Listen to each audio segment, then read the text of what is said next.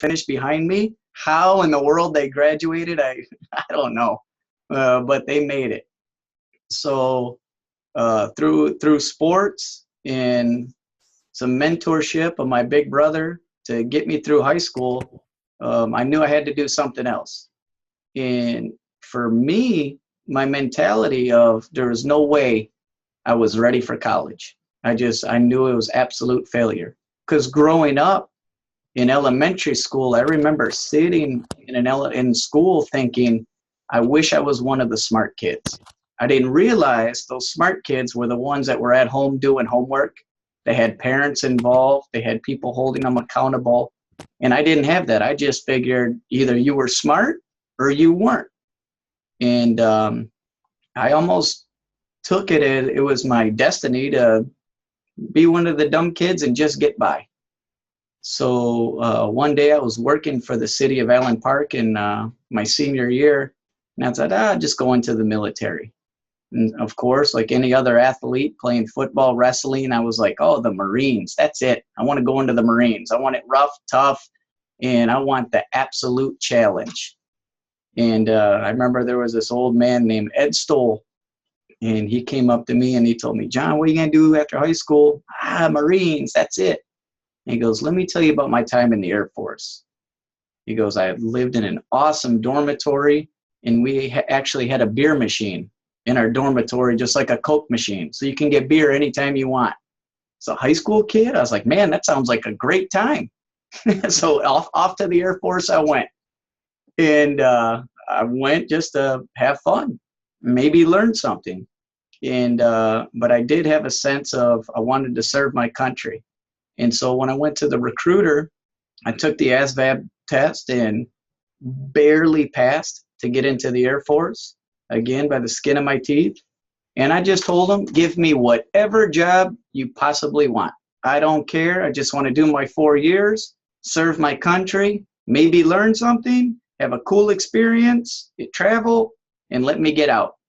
So I went into the Air Force, and during my basic training, there was a group doing a ruck march, and they looked cool, camoed up and everything, and they looked the most military out of the Air Force. And I was like, man, who are those guys? And my training instructors, they're security forces, security police.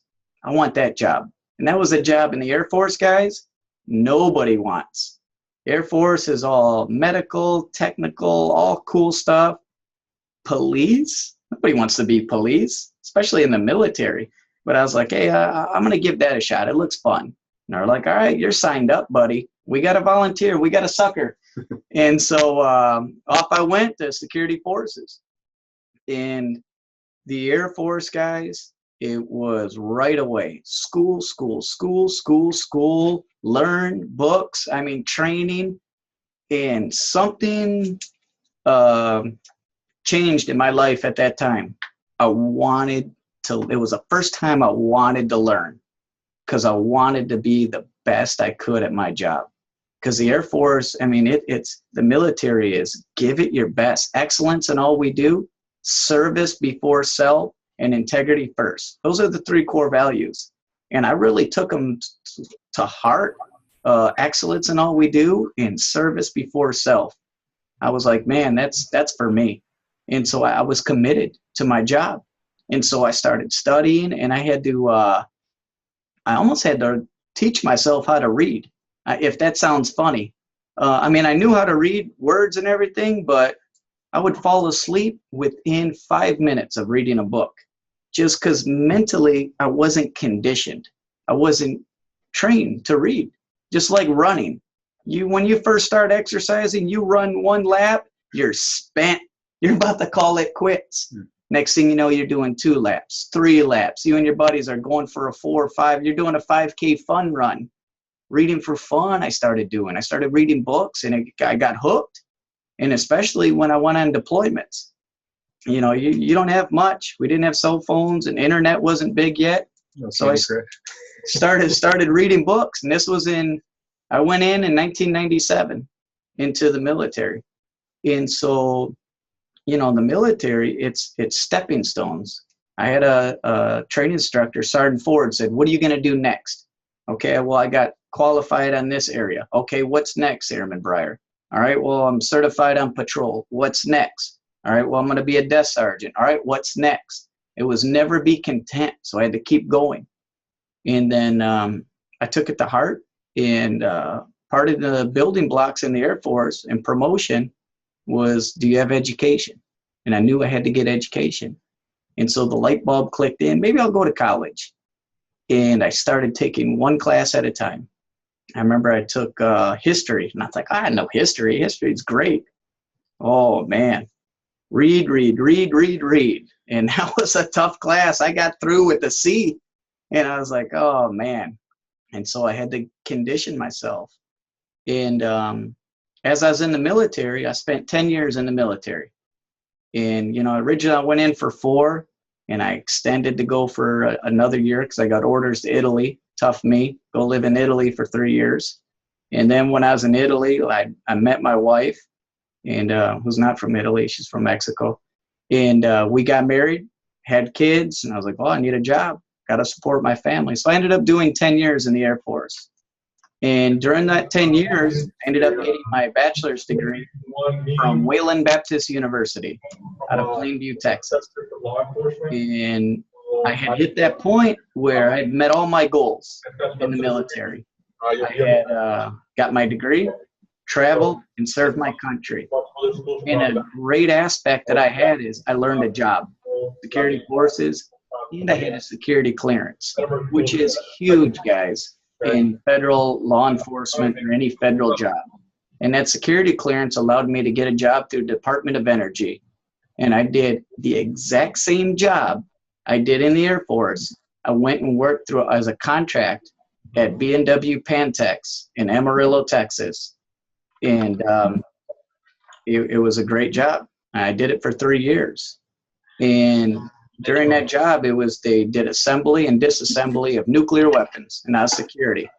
And I was sitting in a Humvee going to school, and I knew I had more. I knew that whole what's next. And at this time I had kids. I'm going to go to more school. I had the Montgomery GI Bill. I had thousands of dollars sitting in a college fund unused. So I soaked it up and I used every bit of it. And I got my master's degree. And I went and, drained my GI Bill. But here I went from a kid in elementary school who repeated first grade and skin of his teeth, graduated high school, through the military, and now I got a master's degree. And I thought, oh man, did I pull one over on these guys? But I was sitting in a Humvee making great money. I think my best year out of those 3 years, I made $96,000, which was huge. I mean, it doesn't get any better than that, right? But I knew there was something better. And I heard the Marshal Service was hiring. And I remember Sergeant Ford, what's next? I knew I was better than just sitting in a Humvee. And so I applied through the United States Marshal Service. Took me a year to get hired through the whole process, and went through 16 weeks training academy in Glencoe, Georgia. And now I've been down here on the border of Mexico, and which I like it. And the weather's great. It's a beautiful 50-degree day today. Everybody's freezing. I'm the only idiot taking my jacket off. And I absolutely love it. And I still have that what's next. So enough. I've talked my whole life story, how I got to this position here. Currently, what I do here at this office on the border, we do everything. The Marshal Service, we've got 6 major areas that we do: judicial security, prisoner transportation, prisoner operations. We have asset forfeiture. We have witness security program and the special operations group. And obviously the coolest, our signature, is fugitive operations, where we call it manhunting. On any given day, I could possibly end up doing every one of those categories, with the exception of special operations group. Those guys are like our SWAT team of America. And they were recently on the news, our special operations group, when the Eric Frame in Pennsylvania, the cop killer that went on the run for 40 some days in the woods. That was U.S. Marshals who found him. And on the news, it was my training instructor in the academy, on the news, part of the special operations group. So the United States Marshal Service is a very small service. And actually, my instructors are the guys that are out on the streets doing it. They're not just some teacher in a classroom saying, this is how you do it, and I'll never leave this classroom. We rotate it through there. So with those aspects, like today, I started my morning off doing transportation of prisoners from one jail to the federal courthouse. I went to court today and providing security for the judge and put the defendants in front of the judge. Got relieved out of court to do releasals of prisoners that are getting out and separation of material witnesses between smugglers and the defendants. Now here I am, and movie star, and telling my life story. And after this, I may, go hit the street and work some of my cases. So every day as a U.S. Marshal is completely different. And that's a little bit about who we are and what I do and how I got to this position. It's an awesome service. It's the oldest federal law enforcement agency in the U.S., created in 1789 by a guy I'm sure you've never heard of him before, George Washington, right? Yeah, we know who George Washington is. And what he did is he created the United States Marshal Service to enforce the orders of the court. Judicial system originally started off with tasks with census, taking the census every 10 years. And as our country has changed, the mission of the Marshal Service has changed. We've gone from taking a census, finding runaway slaves, to escorting kids to school to make sure whether you're black, brown, green, yellow, white, fat, skinny, whatever religion, that you can go to school together and enforce the orders of the court. So every major event that our country has had, the Marshal Service has been right there to lead it from the forefront, which is an awesome piece of history that we get to be a part of every day. You guys are in school. How do you become a U.S. Marshal besides sitting in a Humvee thinking, oh, got to be something better than this, and applying, right? Well, there's a couple different criteria that you need to meet.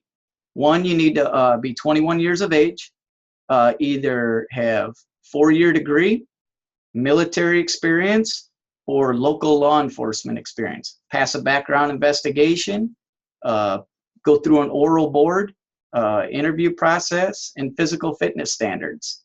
You had to do a 1.5 mile run, push-ups in 1 minute, sit-ups in 1 minute, the sit and reach, and do a body fat test. In all those aspects, once you passed all that, and you hope that you just throw your name in the hat and your resume sticks out and you get the call. When I originally applied, you had to send an email, and I remember it was a Tuesday morning at 9 o'clock. You had to submit your resume and an email, and if you meet all these standards. At 9:03, they had shut it down because they had over 36,000 applicants. And out of that 36,000, my name popped up. And then through the interview in the academy, and next thing I know, I get this cool little star on my suit jacket and an awesome badge and responsibility, and get to do the job of a U.S. Marshal. So with that being said, I know I've talked a lot, and if you guys happen to have questions or anything like that I could answer or anything like that, please hit me up. Do we have any questions yet, sir, or they pop up? Yeah, so far, nothing right now, because I've been looking at Okay. You guys are being shy on me, huh? All right. Well, the question I always get, and it's typically from the elementary school kids, is what do you do if zombies come? I tell them I run. Have you ever shot anybody or killed anybody? No. Haven't, it's not like the OK Corral and you see the Wild Wild West every day of us going at it. Have you ever taken down any plaza bosses or the cartel or any of that stuff like that? We see them every day. We see them in federal court, and we've had some opportunities to go out, and we call it some operations where, we've dealt with those guys. And is it here? Of course it is. But we really pride ourselves in taking the fight to them. A question I get a lot is lifestyle change. I went from being in the Air Force for 10 years to getting out. That was a lifestyle change. How was the lifestyle change going from just a civilian to now you're a U.S. Marshal? The lifestyle change is it's great because I'm always working. And when I say I'm always working, it's a law enforcement mentality. That means, I work 8 to 5, but once I get off work and I go into a gas station, I need to have situational awareness. I need to know who's coming in that gas station, who's coming out, where's the exits, my surroundings, what neighborhood am I in? Are people going to recognize me if I'm with my wife and kids? How am I going to handle that situation? And has it happened where I've been in a gas station and I've had the gangbanger with the tattoos all over the face, the big MS on the forehead, Bayuco written across the neck? Of course. It goes two ways. Usually they see you and I stick out like a sore thumb. I'm a white guy in South Texas with a somewhat military haircut wearing a suit. I scream police. and they see me and they either give me a nod and say, "Hey, sir, how you doing?" Or it's one of those where, all right, there's 1, 2, 3, 4. Yeah, I need to leave. Need to go quick. And not a place I want to be. So, just those certain things. Going to La Pulga. I love the Pulga. Get the corn and everything. And don't tell the FBI, but the movies for $1. Are you kidding me? And give my kids $1 and they feel like they're rich. That's a fun place to go until you see everybody wearing the Ferrari shirt and staring at you. And then you think, man, is this somewhere where I want to hang out for a long time? Probably not a good idea. So there's definitely lifestyle changes. Restaurants. Going into a restaurant, my family, they always know I need to sit in the spot where I can see the entire restaurant. And it's just one of those things of, I don't want to have my back to the door. I don't want to have my back to the crowd. Having that constant situational awareness. And it's not just a lifestyle for me as a U.S. Marshal, it's a lifestyle for my family. I've got kids that are 5, 10, and 12. And they know, hey, when I say let's go, it's no questions asked. Let's go. Do we constantly walk around in fear? Absolutely not. But we've just accepted that there's certain safety and security measures that we need to take in place. And as a U.S. Marshal, it's my responsibility to. I've got questions sent to Briere. She's standing here in front. Okay, we're going to open up to questions. I see Santa Maria is patiently waiting in front of the camera. So go ahead and state your name, and then a question here for Deputy Briere. Yes, sir. Okay. Hello. Hi, my name is Mariana Araujo, and I would like to know what has been your most difficult case? The most difficult case. Oh, that's good. That's a great question. The most difficult case I've had and this goes to paying your dues. You've seen the movie The Fugitive, and you think, oh, I'm going to be U.S. Marshal. I'm going to get this serial killer case, and I'm going to hunt down Pablo Escobar's third cousin or whatever. You think, yeah, this is going to be great.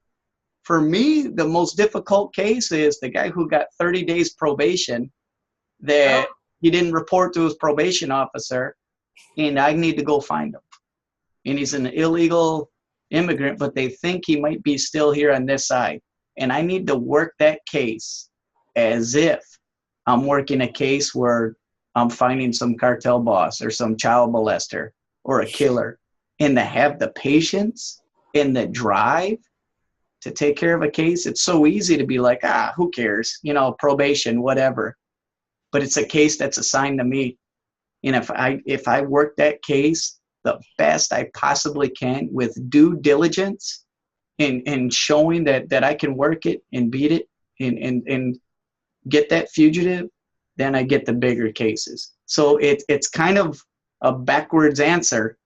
The most difficult cases are the easiest cases, because you're like, I'm gonna spend time on this, but I need to, and that's my responsibility. A very difficult aspect is dealing with family. Not my family, the fugitive's family. They're 100%. Moms love their kids. Dads, we love our sons, our daughters. And a parent, you say, what wouldn't you do for your kid? And when you got that mom and that dad that is just lying to you, and the families is just lying to you and pointing you in every possible direction other than where the fugitive is, that's difficult to work. It's very difficult. So that was a pretty loaded question. Very good question though. So thank you very much. Very good question. Thank you. Cool. Anyone else? I know not everybody has a microphone or video feed. So if you're one of the other schools, I know we have Miss Catherine Molina at PSJ North and another PSJ North campus. We have some San Benito campuses as well. You can always, in the chat box, you can post a question to us, or any of y'all, like in Miss Hernandez's class, Wesco, here we go. Come on up to the microphone. Okay. Go ahead. All right.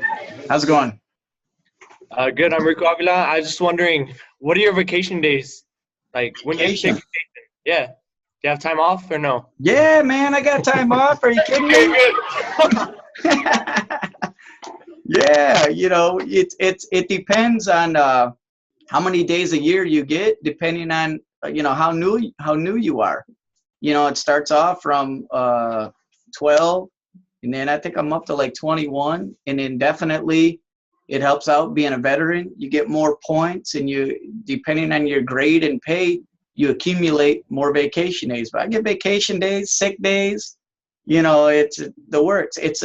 This is a job where there's a lot of stereotype, and maybe I led you guys in the wrong direction of I'm always working. It's not I'm working 24 hours a day. I have no time to do anything else. Of course not. I got a life. Well, maybe not like you, but the rest of everybody else. Just kidding, buddy. I got a life just like everybody else. In my spare time, I run a nonprofit football and cheer organization for youth from ages 4 and 5 to 10 and 11. Over 100 kids in the program. It's almost like a full-time job, and I do it 3-4 days a week. You find time to still live a life. Padre Island, are you kidding me? I'm there in the summers and everything, and vacations. We get vacation days. Good question. All right. Excuse me. That's my class. I'm Mr. Rolarte. We logged in a little bit late. We're from Wesco High School. Nice to meet you, sir. Nice to meet you. Correct me if I'm wrong. There's another instructor here that told me, I wasn't sure about this information, but that you can get deputized as a U.S. Marshal if you go through the Coast Guard. That's one question I had. Sure. Very good question. And this is a part that makes the United States Marshal Service so unique.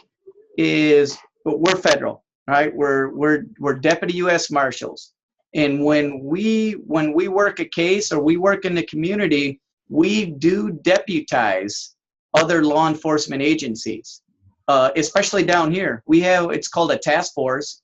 We have members of McAllen Police Department, Mission Police Department, different agencies, Coast Guard. I mean, every branch of the military that we do deputize them. And we create a task force because, guys, we're federal. We're the police of the United States of America. But when I'm like Wesco, we have task force officers in Wesco. I don't know Wesco's neighborhood. Right. Wesco PD, the people that grew up there, they know the ins and outs of the neighborhood. And local law enforcement guys to a U.S. Marshal is as good as gold.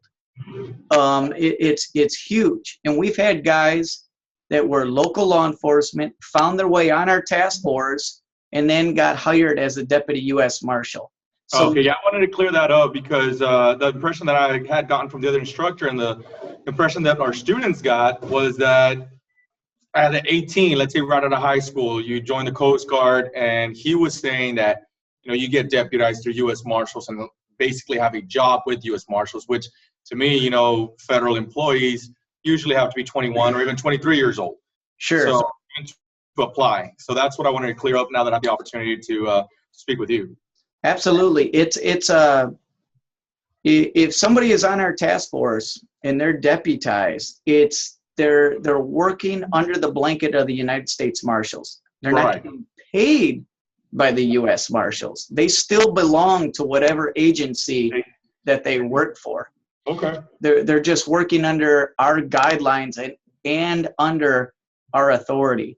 And that brings up a good point about the career path to become a U.S. Marshal. It's not just graduate high school, get a degree, hope your name gets picked out of the hat or your resume shines the best, and then you get a job.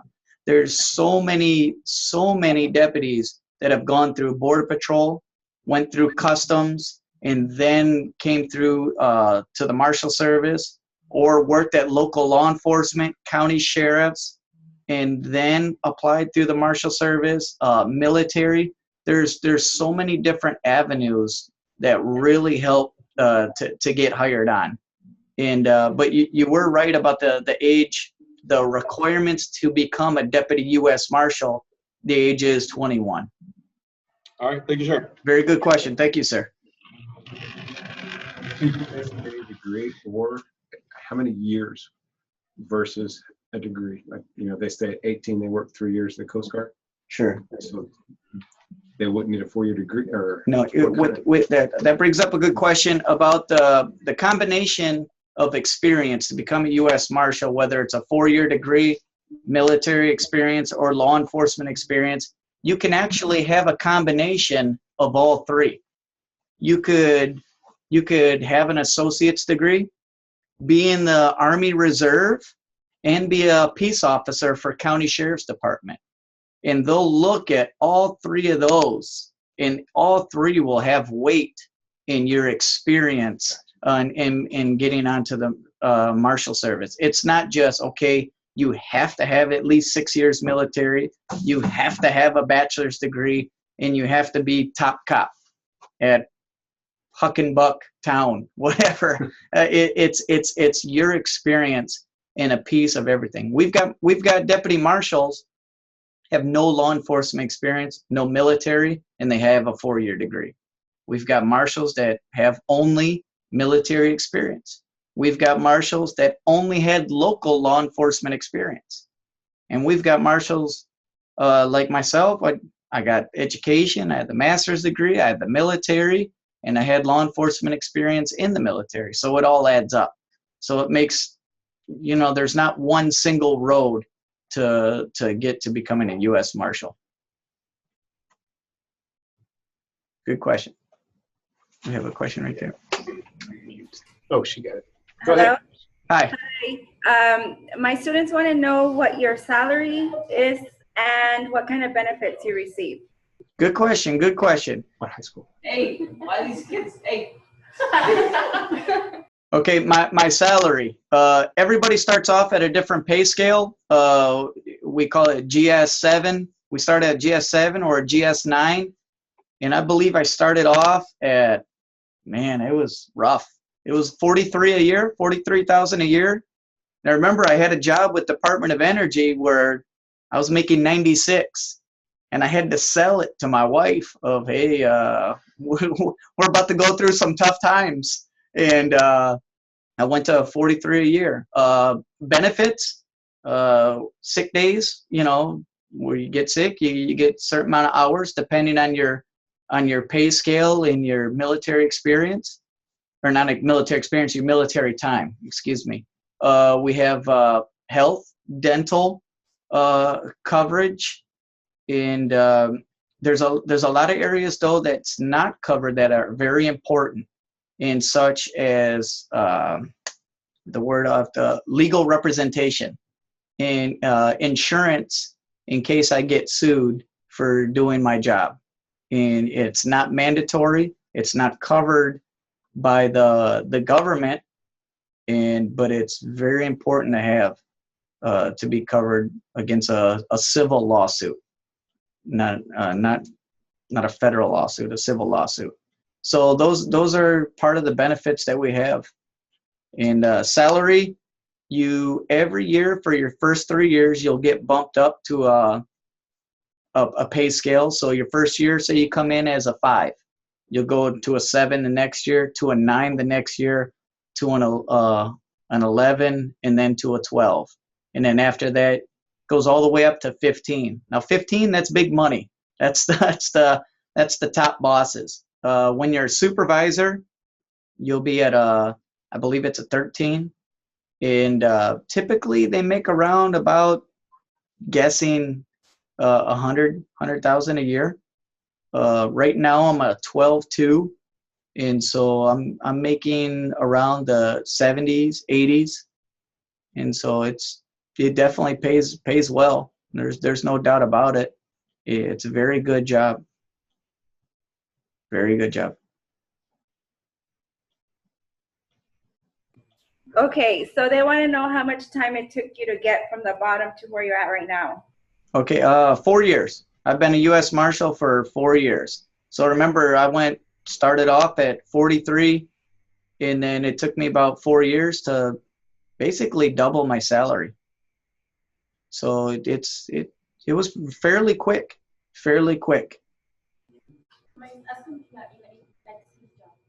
Do you like your job? Of course, it for me, the number one thing is obviously my kids.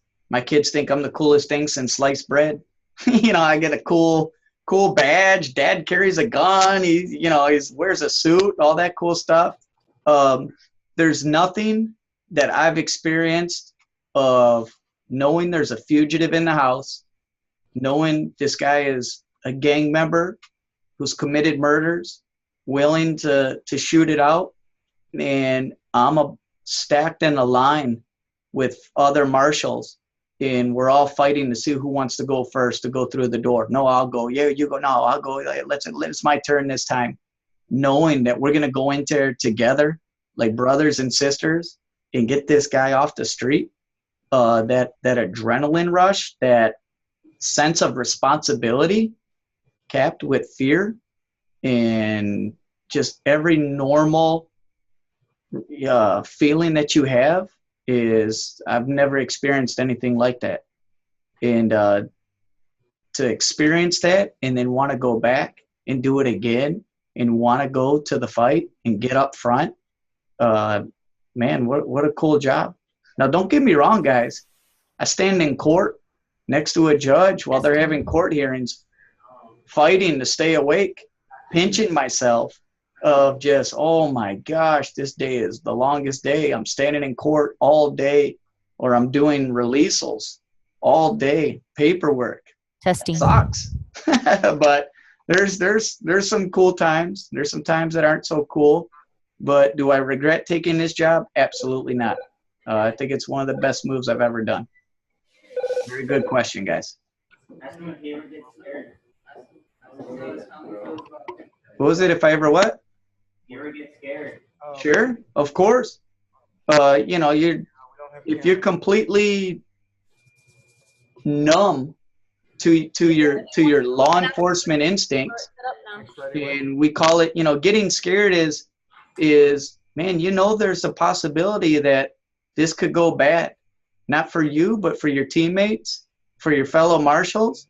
And those are the feelings that you need to listen to, because it keeps you on your toes. It makes you reflect on your training, that you stay focused and you do your job the best you can and not get sloppy. Because if you're not afraid to a degree, then you're not prepared. And we call it that sixth sense, when the hairs on the back of your neck stand up and something's not right and it's about to go bad. You need to listen to that. and not fight it, but acknowledge it. So yeah, there's a little bit of fear, of course, because I don't know anybody that's been in a fight that didn't have that little thought of, what if I lose? What if I'm not prepared? And those little things push you. They push you to do your best. So very good question. Very good question. That's when the training was hard. We probably have time for another question or two. How's your day look? I'm good, sir. Okay. As long as they got questions, I'll have at it. Excellent. We can, maybe stretch this out till 2 if y'all have an opportunity to last that long. I know Mexico had a class leave. It looks like another class came in and just jumped right in. So thank you for your questions, Sam. I'll go ahead and mute those 2 classrooms and see if there's anybody else that wants to ask a question. Fire away.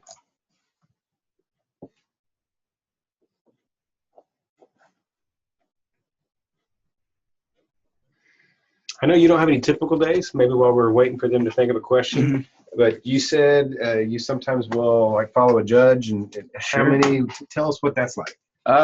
Each judge is different. Each judge holds court different. We have court every day at Benson Tower. It's where the federal courthouse is. And I guess what a typical day is in the courthouse is prisoners get to the federal building in the morning, and we search them. As soon as you come into the building, all the deputies come down, we start searching prisoners. And then we put them in different jail cells. And so that gets tricky because we do our best to separate the different gang members. And if somebody needs to be protected because they're a child molester or a rapist or something like that, we still have that duty and responsibility to keep that prisoner safe from the rest of the prison population. So it becomes like a chess game. And then we have a court schedule of what time the judges want each defendant in their courtroom. And so we get a court schedule, and we have a deputy in charge that's responsible for getting the defendants up to court.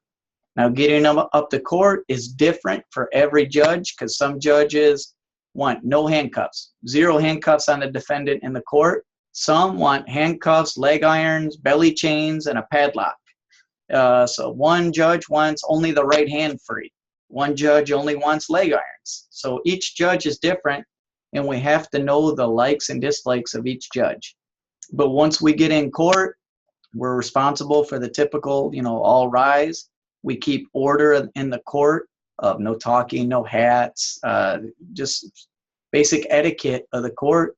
And when the judge calls the defendant's name, it's our job as the marshals to present that defendant in front of the judge.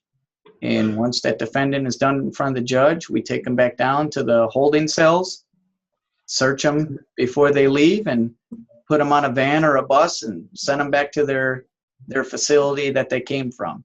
Now, this is going on at all throughout the day, in different courts going on at different times.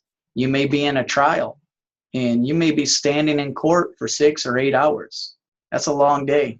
That sucks, but that's part of the job. It's part of the job. Awesome. Thank you. I see a hand raised down in San Benito for D. Means class. I'll unmute you. Sir. Go ahead, San Benito. Quick question. Now that you touched up on that, my students and I have been talking about, I explained to them about federal court in regards to high-profile cases. And how do you guys handle that, with stress or personally? How would you handle that stress when it's high-profile case? Let's say like ex-sheriff Lupe Trevino. That was a big case here in the Valley and Sure. For the federal courthouse. How do you guys handle that? It's with cases like that, it's one of the things that I've really noticed, being down here in South Texas and in the communities down here, which is absolutely awesome, but it's very close. It's everybody knows everybody. In those high-profile cases, you're going to see people that and the stress with those cases come in different aspects of trying to give as much privacy to the family and keep as much of our daily routine as marshals discreet. So with the high-profile case, we'll vary our times of when the defendants come into the facility. There's additional security measures that we'll take take place in the court. We all obviously got to consider the media attention and which that brings about, and it gets very tricky. Have there been times in court where I've seen people I've known? Absolutely. And the best way to go about that is just keep 100% professional and try to show as much respect to the friends and family or acquaintances that you know, and to give them that courtesy. But as far as dealing with stress out of work, stresses of the job, I guess, everybody's different. You have to find your thing. My thing is I love my kids. I'm very involved in my kids' activities. So I coach sports. I coach everything from wrestling, football, girls volleyball, baseball, you name it. So I stay very busy in that aspect. Some guys, they hit the beach up constantly. They're always going to the beach, going fishing and everything like that. So those stressors, you got to find an avenue to release them and to get them out away from work. Because if you're constantly thinking about work and constantly dealing with that, you can drive yourself nuts. It's just so everybody is a little bit different. But very good question. Thank you, sir. Thank you. Hi, we have a question in San Benito. Can you hear us? Yes, ma'am. It's embarrassing. Don't be embarrassed. They can't see you. I can't see you. What does the job market look like for the U.S. Marshals? Okay, that's a very good question. Currently, it looks rough. It's right now the Marshal Service is putting a class through coming up this year, and it'll be a class of about 60, and I think every single one of them is a veteran. So veterans preference is very big right now in getting hired into the Marshal Service. When I got hired on, they went through a very big push, and that was 4 years ago. They had a class about every month for a year. So they put 12 to 14 classes through, and it really goes in waves, guys. It goes, they'll do mass hirings, and then they'll go 5-6 years and they won't hire.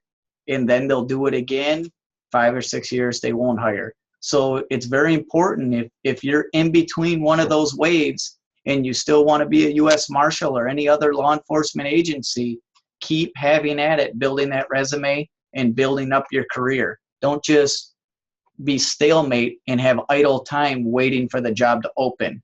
What's next? Be proactive in whatever you're doing. Hopefully I answered that. Okay, thank you. You're very welcome. We have up here then. Okay, let me unmute you. There we go. Yes, we would like to ask if you have any procedures like to catch corrupt officers. Yeah, absolutely. We sure do.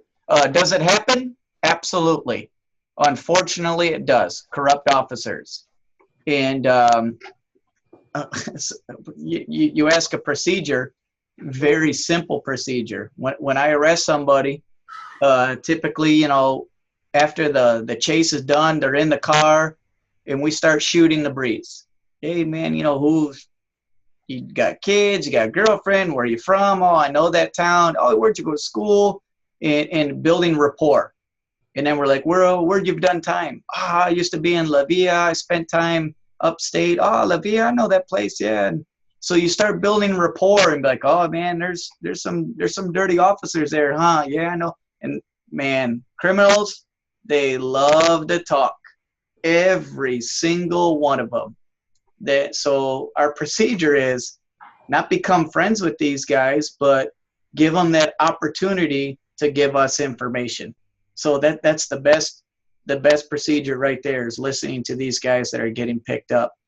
And I don't care how bad they are, whether it's Chicano or TCB or Bayucos, whatever, Mexican Mafia, guys, they all talk.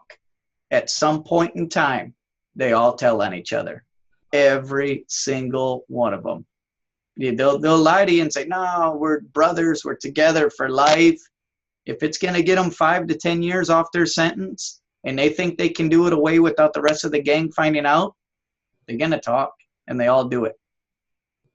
But very good question. Thank you. Thank you, Weslico. They're all leaving. Oh, okay. They all left. Right. Santa Maria, Weslico, San Benito, anybody else have any more questions? I know PSJ North had logged on.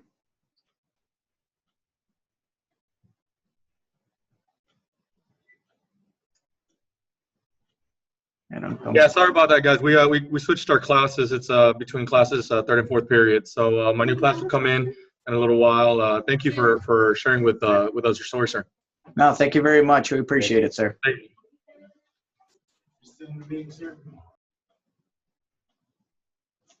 All right. Well, we've gone an hour, so if there's no other questions, we'll go ahead and wrap this session up, and we'll be back at 2:30. We do have Corporal Maria Martinez from the DPS unit that's going to be talking, and talking about Hummers, man. She has a really cool Hummer. I don't know if you've seen it. She drove up yesterday, and it's the one from Austin that has the pictures all on the side. It's okay. a recruiting Hummer. So Sure. I'll see if I can get a picture of her. Does she have a question? Real quick, yeah, she has a question. What's up, ma'am? Do you get bored, or is just like a very different thing every day? Good question. It's different every day. There's no doubt, but can't lie to you. When I'm sitting in court or standing in court for 3 and 4 hours, yeah, it's boring. Yeah, there's no doubt about it. That sucks. But it's especially when you're doing surveillance. You're sitting on a house hoping you catch the girlfriend of your fugitive. That way you can follow her, and you're out there for 3 and 4 and 5 hours. It's 99% boredom, and then, man, you see her, and it's go time. It's all right, let's start following her. Let's see where it's going to go, and you got to be on it. So very good question. All right, thank you. Thank you very much. Bye. Are there many females? Females, yeah, absolutely. We've got 7 or 8 females here in the McAllen office, and go through the same standards as everybody else, and they definitely hold their own and carry their own, and in a great asset to our office, and very valuable in the field, no doubt. Excellent. Okay. Okay, well, thanks for having me, guys. I appreciate it. You have a good day. John, thanks again. No, thank you, sir. I appreciate it. Great job. Hopefully Appreciate you that showing the was- badge. And Yeah, man. that's cool sweet. I part. can see how your kids would just love that. Oh, yeah. Once again, I'm Chris McKinney. For those that joined late, hosting this event. I can't thank Deputy Briere enough from the U.S. Marshals event or office to sharing his story, and a lot of great stories at that. But we're going to go ahead and end this session. I'm going to stop recording. I see there's been some classes coming and going. Just a quick shout out once again, at 2:30 we will have our final session of the day on criminal justice, and we'll have Corporal Maria Martinez from the DPS unit. She's a recruiter, and just has another great story, so I can't wait to have you guys participate in that final session of the day. But thank you, and we're signing out.